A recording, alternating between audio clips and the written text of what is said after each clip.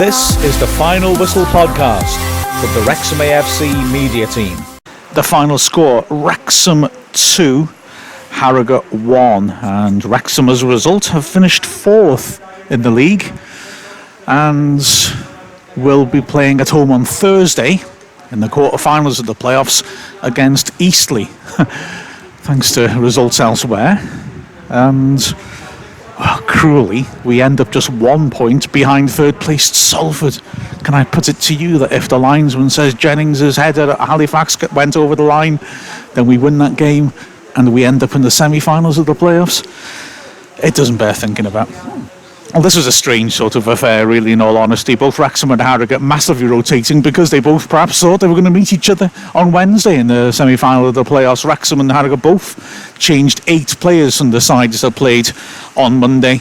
Wrexham giving a league debut to Matty Sargent and just massively rotating things. Augustine came in, Spyro came in. I've just realised how pointless it would be to reel through all the changes quicker, just to say that Jennings, Roberts and Summerfield, who was only given 45 minutes to get some time in his legs, were the only 3 who remained from Monday's match. And in a side where there were 2 unfamiliar 11s, frankly, it was Harrogate who looked more familiar. They looked more grooved and comfortable with each other, and as a consequence of that, to be honest, didn't deserve to lose this game, really. Things went Wrexham's way, not least Christian Dibble pulling off his customary penalty save, and Wrexham, to be fair, ended the game better, finding space and driving forwards into the spaces that Harrogate left as they tired. Anyway, the opening period saw Harrogate move the ball around well, and the first real chance of the match ended up in the back of the net, and it was that ex-Wrexham striker Mark Beck again. He scored 2 goals here last season in the FA Trophy.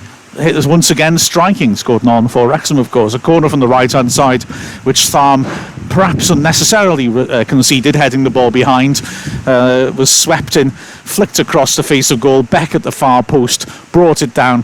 Roberts got touched tight to him as Beck had the ball back to goal, but Beck managed to wriggle his way free and smash a powerful drive into the roof of the net. No chance for Dibble, and Harrogate had the lead.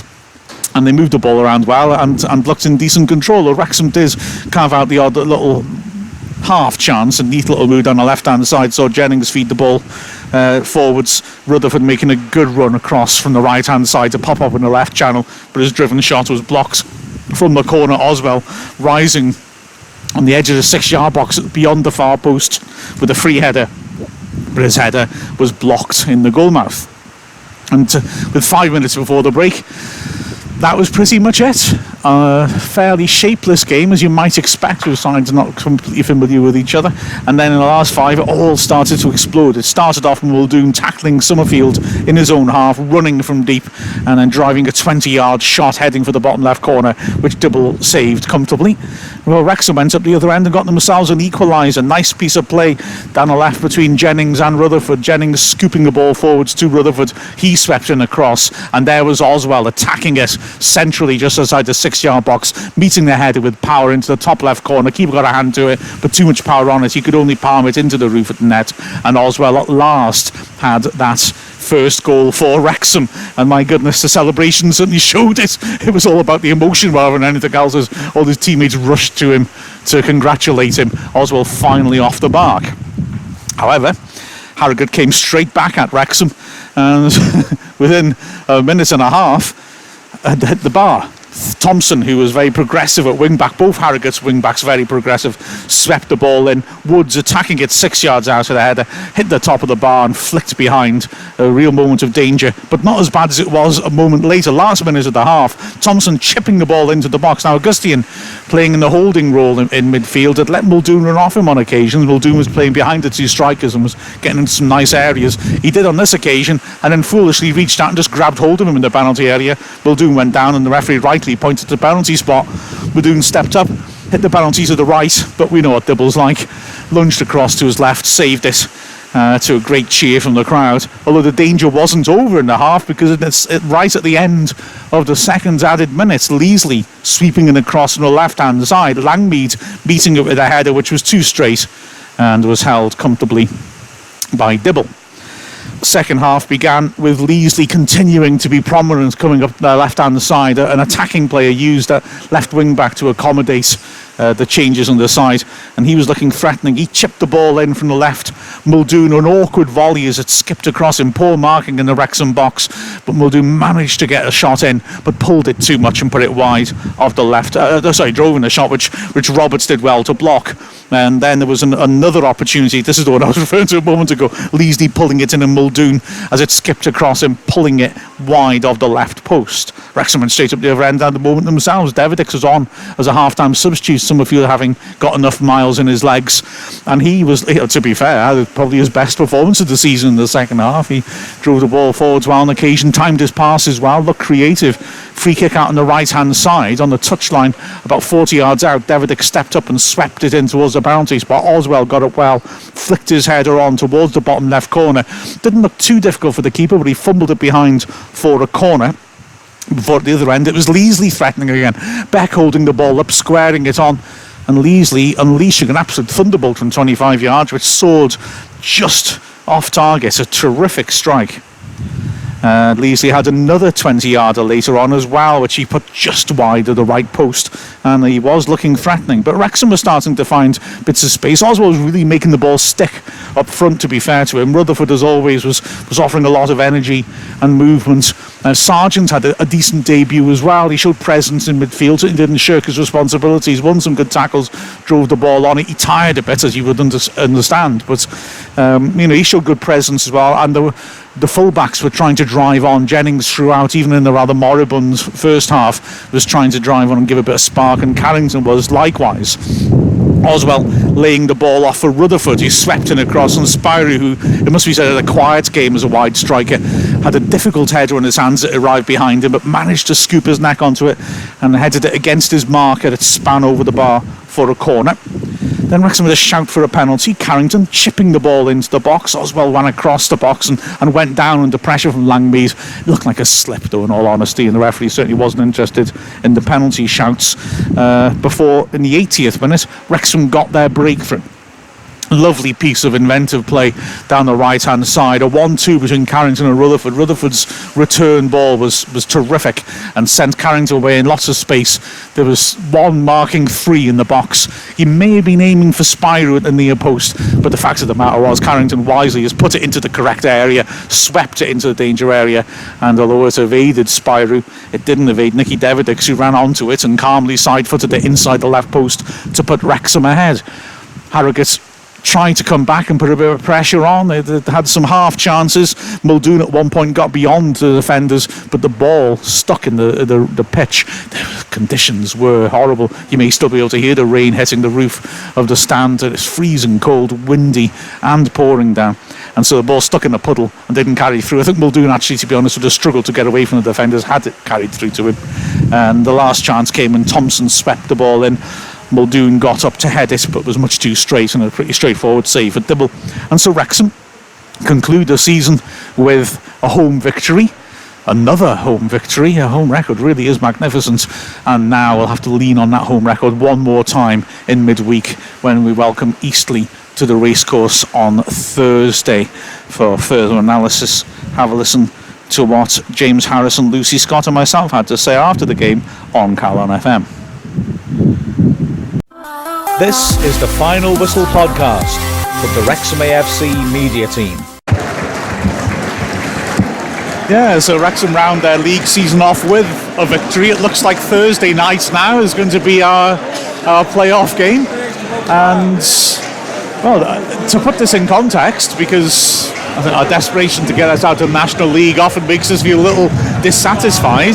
This is the highest amount of home league wins we've achieved since 1970, and only one off the club record. And the final points total that we've achieved, if you adjust it back through history and give 3 points for a win, it's the third highest points total in the club's history, equaling the famous 77-78 season and the 2002-03 season. So a fair old achievement, and Lucy, we achieved our final victory with a rotated side, which did all right actually against admittedly a Harrogate rotated side.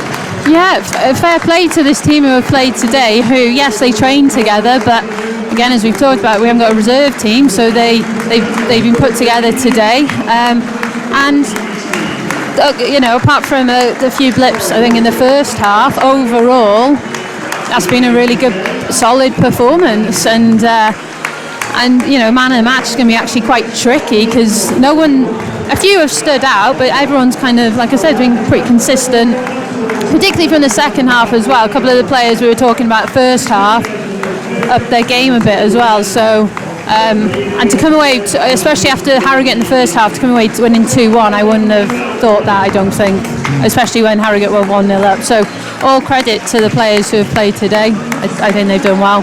Yeah, absolutely. I mean, Harrogate looked a better side for fair stretches of it, moving it around. They looked a bit more grooved in their shape games in a way, didn't they? They looked more familiar with each other, but Wrexham showed good resolve and actually found a bit of cutting edge in the last half hour.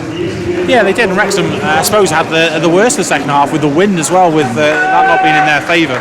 But seemed to have a little bit more energy about them, I think. Whether that's a testament to the fitness of the squad potentially, or just the rotation of Harrogate with maybe a small squad. But yeah, it was interesting as the game developed. Wrexham, although still susceptible to a few, Harrogate came forward and had a couple of good chances. Wrexham looked dangerous on the break.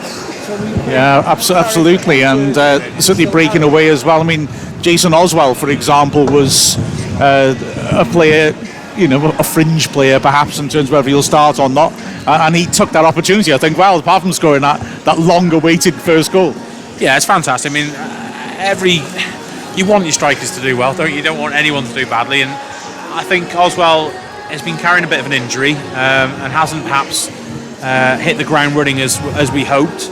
But he's here next year already. We know he's on the 18 months contract, and I'm glad for him to get that goal, particularly going into the playoffs, because it'd be critical if we get a goal scorer. And goal scorers tend to score in spurts and have droughts.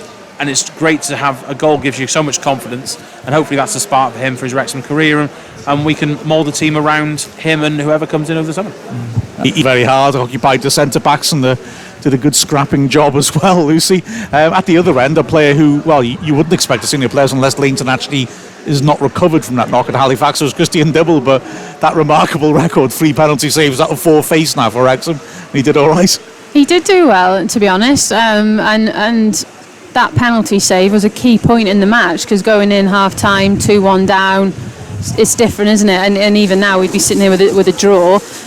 So, yeah, he did well. He did well for me, particularly, as I said, pre-match, when he hasn't got that much, match experience or match sharpness as such, because he's just training, I suppose, other than I think 2 appearances he's had prior to today. So, Dibble did well, and key moment, great save.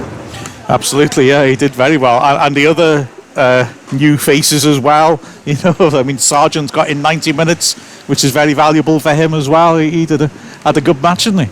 He did, yeah, and Tharm. I thought Tharm and Roberts weren't a bad pairing at centre back, and Roberts for me had a good game at centre back, and not that he's going to get in ahead of a Kennedy or a Pearson. But he was solid, and at least we know now if there's an injury to either of them, he could fill in, fill in for them. But yeah, Thorne wasn't on for that long, but great opportunity for him, making his debut today. But yeah, Sargent and Tharm, I thought had solid games, and they didn't look out of place playing in a men's team as such, even though they're youth players. So who's your man of the match call as we're getting near the end of the broadcast now? But who's your call? It's a difficult one. The senior players in the team for me did well, and you can see why they start in the first teams. A Jennings, a Carrington, Rutherford. Their quality came for the second goal. But it's a difficult one. Well, you got 7 seconds. I'm going to go with Dibble because it was a key point in the match, making that save. Absolutely. Right, well, Wrexham end the season proper with victory, and now we head to midweek to see how they do in the playoffs. So the final score of Wrexham 2, Harrogate Town 1. I'll hand back to the studio. This is the Final Whistle podcast from the Wrexham AFC media team. Are you still listening? Right, I've got to make a bit of a confession. I feel ashamed about this. I kind of wanted Harrogate to win. Because I can't go to the playoff on Thursday. Okay, I say I wanted Harrogate to win. I don't want it to hurt Wrexham's chances, obviously. But my dream scenario was that we win, but Fylde win as well. And when I saw that it was 2-0 at half-time, and I looked at the Fylde team and saw how weak it was, I thought, oh no, they've lost. So the only way that we can play on Wednesday and I can go to the match is for us to lose as well. And I don't think at all. It definitely didn't come through in the commentary, but I've got to make a confession. I kind of wanted us to let goals in at the end then. I was thinking it's this backup team. That won't hurt morale. But they didn't. So, if you go on Thursday, I hope you enjoy it. And I really hope we win. Because I don't want my season to end like this. I want to go to Wembley. Well, at least Salford. Oh well. Hopefully I'll speak to you from Salford. Ta-ta. This is the Final Whistle podcast from the Wrexham AFC media team.